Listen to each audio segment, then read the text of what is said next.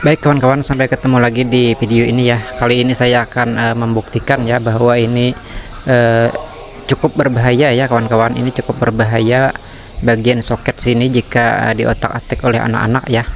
Karena ini ada tegangannya ya, tegangannya tinggi sekali, 46, 47, bahkan voltnya 48 volt ya. Dan itu cukup berbahaya jika terjadi troubleshooting atau korsleting ya. Nah, jadi kita akan melakukan suatu antisipasi dengan cara melakukan soket ini agar lebih aman ya. Bagaimana caranya? Oke, simak saja videonya sampai selesai ya kawan-kawan. Jadi ini ada soket bagian kutub positif dan negatif ya. Dan untuk yang tengah itu tidak terhubung kemana-mana. Jadi positif negatifnya itu ada di situ, dia masuk ke modul dulu, kemudian dari modul itu baru ke baterai ya. Jadi seperti itu sistemnya, dia masuk ke modul dulu, modul controller, kemudian baru dia menyalurkan ke baterai. Jadi itu ada tegangan juga ya, dan tegangannya itu cukup berbahaya, cukup tinggi, dan bisa saja menjadi malapetaka ya bagi kita jika terjadi short di situ. Oke, untuk melepasnya kita lepas saja untuk jok depan ini dan belakang ya. Untuk pelepasan jok belakang itu sudah saya bikinkan videonya ya sebelumnya, dan ini target kita adalah untuk membuat keamanan ya, sistem keamanan. Jadi target kita ada di soket yang menuju charger tadi, soket yang menuju soket charger. Nah, jadi charger ini kita amankan, jadi kita ambil jalurnya itu ada kabelnya ya, ada kabel merah dan hitam, itu adalah kabel untuk charger. Nah, di situ nanti kita akan lakukan pemasangan sebuah saklar ya, saklar seperti ini. Jadi kita pilih-pilih saklar yang ampernya bisa untuk tinggi ya. Jadi kita sesuaikan ampernya yang bisa dilalui oleh arus yang cukup tinggi, karena itu arus baterai dan charger. Oke, jadi sudah saya pasang seperti ini.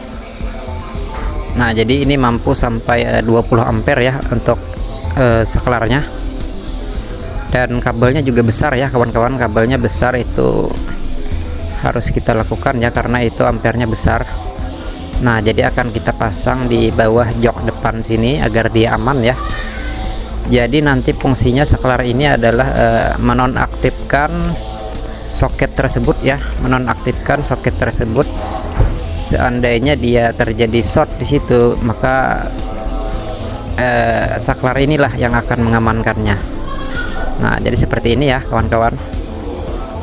Walaupun sudah ada fuse-nya ya atau skringnya, itu bisa saja jebol ya, bisa saja jebol. Dan kawan-kawan juga pernah lihat ya pastinya di televisi itu terjadi kebakaran ya, terjadi kebakaran motor listrik atau sepeda listrik itu ya, dan cepat sekali apinya besar karena dia mempunyai baterai yang cukup banyak dan tegangan yang tinggi ya, serta ampere yang tinggi juga. Nah, maka dari itu kita juga harus antisipasi dengan cara membuat saklar tambahan. Jadi kita target kita itu adalah kabel hitam ya, kabel hitam atau kabel negatif atau ground. Nah, jika seandainya kabel positif itu sedikit berbahaya juga ya kawan-kawan, jika kita kurang rapi atau kurang perhatian terhadap pemasangan instalasinya ya. Ya, bisa saja dia terkelupas dimakan usia, bisa saja, dan dia menyentuh bodi, itu berbahaya ya kalau positif. Jadi kita ambil yang negatif saja seperti ini. Jadi kabel negatif ini kita kasih saklar seperti ini. Oke, jadi seperti ini ya kawan-kawan inisiatif kita untuk mengamankan soket tersebut. Karena di soket tersebut kawan-kawan lihat sendiri tadi 47 volt ya, 47 volt untuk tegangannya, dan itu cukup berbahaya jika terjadi short atau korsleting di bagian situ. Bisa saja anak-anak ya ngotak-ngatik. Jadi kita amankan seperti ini, dan nanti kita buktikan ya dengan cara pengecasan apakah bisa berfungsi atau tidak. Kawan-kawan lihat sendiri ya nanti saat pengecasan.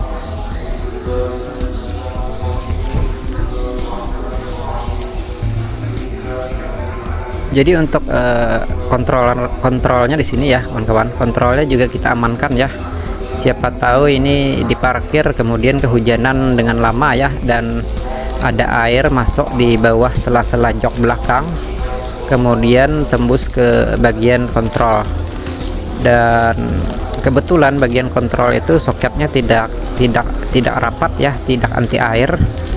Jadi kita inisiatif kasih pelindung plastik tebal ya, plastik tebal seperti ini. Dan jangan khawatir ya, untuk kontrol itu tidak begitu panas dan tidak terlalu berbahaya jika ditutup bagian atasnya. Nah, jadi seperti ini kita amankan, kemudian kita kasih kabel T lagi ya untuk mengikatnya.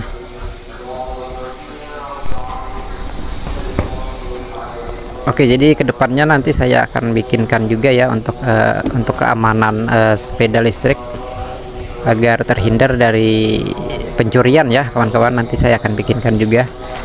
Jadi ini juga fungsinya sedikit membantu ya, seandainya motor listrik ini dicuri kemudian pencurinya itu kehabisan baterai, dia tidak bisa langsung ngecas ya, karena dia tidak tahu sistemnya, karena ini sudah kita kasih saklar tadi ya, saklar tersembunyi. Oke, untuk bagian jok kita pasang cuma satu baut ya, di bawah sini ada tersimpan lubang untuk bautnya, jadi hanya satu baut saja setelah kita pasang joknya tadi ya. Oke, kita pasang seperti ini. Nah, jadi jika kendaraan ini dicuri, ini pencurinya akan kesusahan ya, karena tidak bisa dicas dan dia bingung ya. Nah, jadi waktu itu penting ya, jika ini dicuri itu dia kehabisan charger, maka itu tidak bisa dicas ya kawan-kawan, karena sudah kita matikan terlebih dahulu untuk saklarnya. Oke, seperti ini kawan-kawan, cara mengetahuinya apakah berfungsi atau tidak kita buktikan dengan langsung kita charger saja. Oke, jadi kita charger ya, apakah dia berfungsi atau tidak.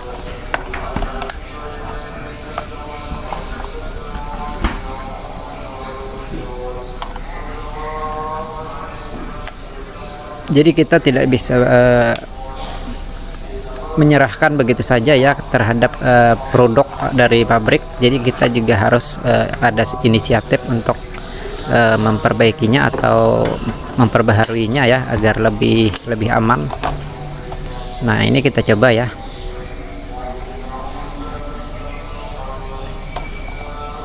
Nah, lampu ini hijau ya, artinya dia sudah full ya, maksudnya artinya dia tidak masuk casnya.